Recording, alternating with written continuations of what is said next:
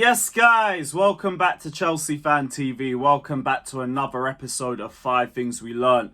Big up to every single one of you in here after a 5-star performance against West Ham. The performance that we knew we were going to see, and I'm so glad that we just went out and performed as expected. And it was a game where we really could have left with even more goals. Some very unlucky finishing at the end of some good bits of interplay. Well, only the difference between this being a 5-1 game and being a 7-1 game, or maybe even an 8-1 game. It just speaks levels of the quality of this squad as a whole. And the mentality as well, which is going to be my main point, but I'm going to bring it up while I talk about the game, because there's no way I can speak about the game without doing it. Because this was another game where we kind of started a little bit slow. West Ham took advantage of it. Paqueta had a very good finish from a goal that he had such little pressure for. Caicedo, my guy, I love you, mate, but you could have closed him down a little bit quicker. We will forget about it because everything else was fine, and it's you. You're the best midfielder in the league right now. We don't care. But you could have closed down Paqueta a little bit quicker for that goal. Estevao got caught trying to do a little flick. That happens. Sometimes the flair tricks work out. Sometimes they don't. It is what it is. But we started a bit slow, and I never worried. Never worried. And I think a lot of us felt the same way. There was always going to be some Chelsea fans doing the whole sky is falling gimmick and everything. And I get it with how the first 10 minutes went, but it was 10 minutes against a dead West Ham side, and all we really had to do was just compose ourselves a little bit. And we always end up doing that and getting the result anyway. And we saw how the rest of the game went out. We started cooking them as soon as we got to around the 15-20 minute mark. Joao Pedro and Pedro Neto both combined with each other for the first 2 goals. Cucurella does get the assist because he gets the first header that flicks on to Joao Pedro. And then Joao Pedro with an incredible weighted cross into Pedro Neto. And for him to even find that gap with the amount of West Ham fans around him in the box at the time, players, is sensational. But it just speaks to the level of quality that Joao Pedro has and the composure that he brings in spades too.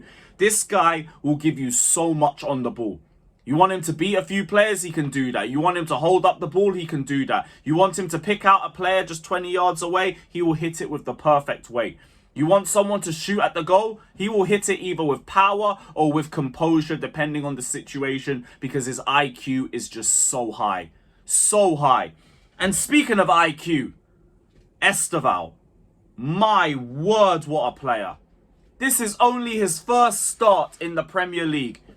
And this is the quality that he is showing already. That third goal, there's a lot of players involved because there was a lot that we did with the ball leading up to it. But Estevao's role in that was so key and so important. And the composure and the selflessness speaks a lot about the level of IQ that he has as well. Because if Noni's in that position, he's going for a shot. And it might not even necessarily be the worst decision, depending on how he takes it. But for Estevao to find an even better option and to still go for that instead of going for glory on his Premier League debut shows a lot about the humbleness and the IQ of this player. And overall, his dribbling, his decision-making was all top tier. All top tier.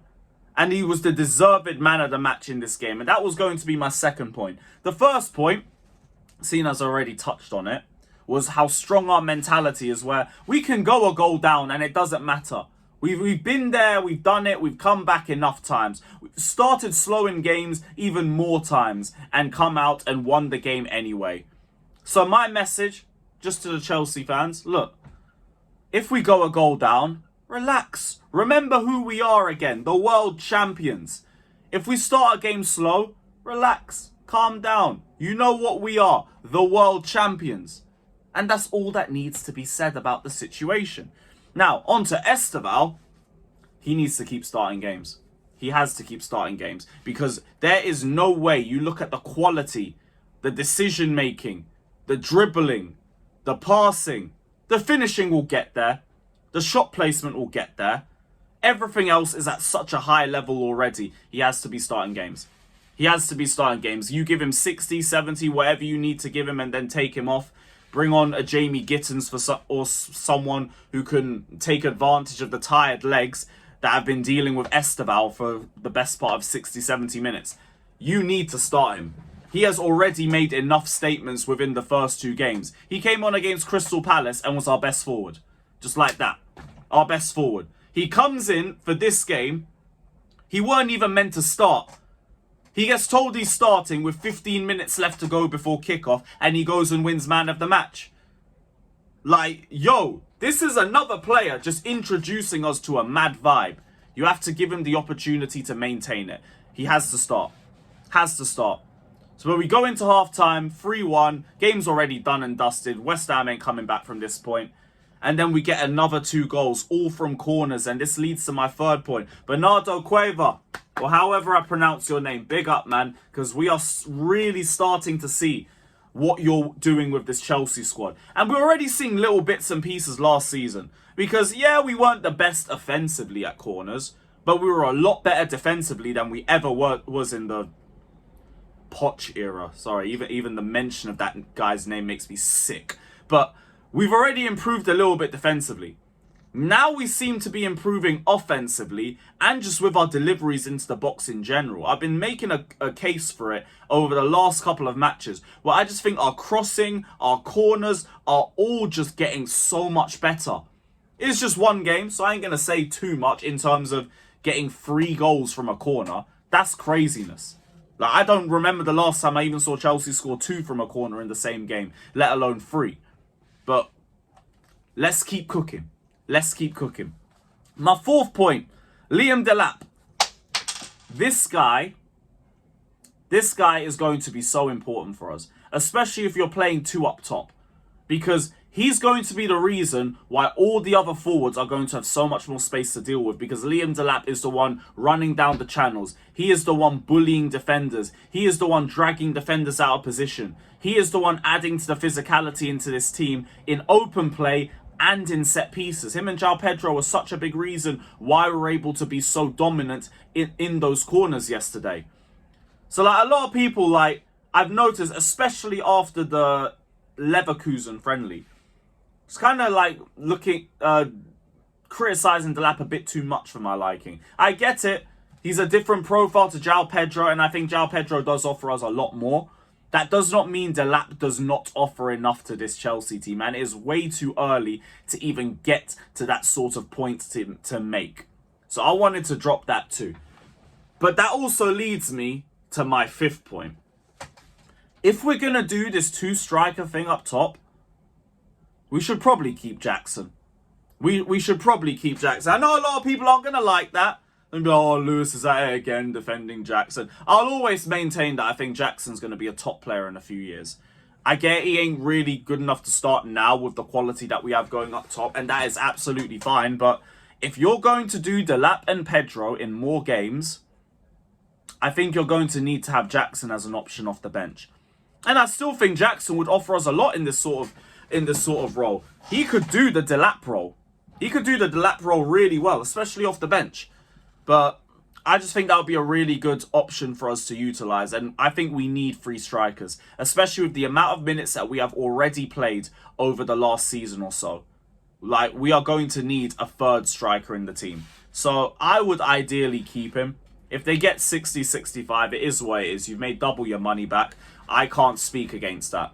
Because Clearlake are going to do what Clearlake are going to do when they see the ability to make a profit on someone that isn't untouchable. And Jackson is not untouchable. So if you get that, fairs. If not, I would really and truly just keep him. And that also leads to a special 6th point. You know what? You get 6 points today. The depth. Wow. Wow.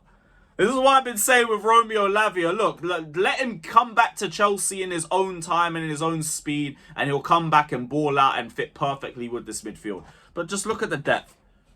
Cucurella, you got Hato. You got Fofana coming off the bench. We got Reece James coming off the bench. Or it would be Malo Gusto. Asugo coming on whenever Caicedo's tired to just do Caicedo's role for the remaining 10 minutes. Who else? Andre Santos, mate, off the bench.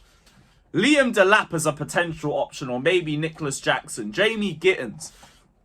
Our depth is at a different level to last season. And this is why I'm confident. This is why I believe we can do anything this season. Stop looking at the likes of Man City and look at all their signings and everything. Because Man City don't look any bit different to the way they did last season. They don't. You can still catch them out of possession. In possession, they're great. They'll score goals. They'll score a ton of goals. You know what they're on. Arsenal, I'm looking at that attack funny. Until they get a left winger, I'm looking at that attack funny. Eze ain't no left winger. He's a 10. Liverpool, favourites. Can't speak down on them. They're the ones that we got to chase down. But it's about doing your job in all the other games. You only play Liverpool twice. So I believe we can go for everything. And the way that our team is set up just shows it. Now, please, I beg, just to confirm it, get a centre-back or a goalkeeper, please. Go get Mignon. But yeah, big up to every single one of you that's locked in. Let me know all your thoughts down in the comment section below. Like, subscribe, and your world champions are out.